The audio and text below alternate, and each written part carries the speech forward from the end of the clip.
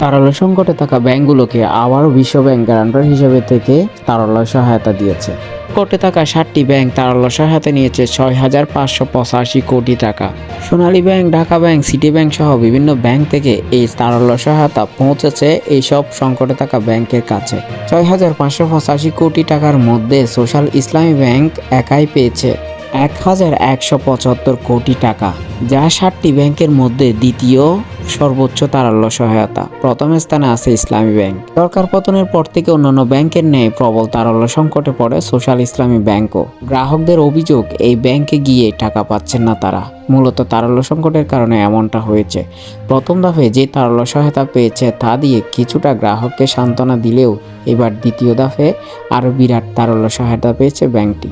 ঘুরে দাঁড়ানোর আপ্রাণ প্রচেষ্টায় থাকায় ব্যাংকটি এই তারল্য সহায়তা হয়তো অনেকটা কাজে আসবে ব্যাংকটির জন্য। অন্যদিকে এই ব্যাংকের গ্রাহকেরা হয়তো স্বস্তির খবর পাবেন কিছুটা।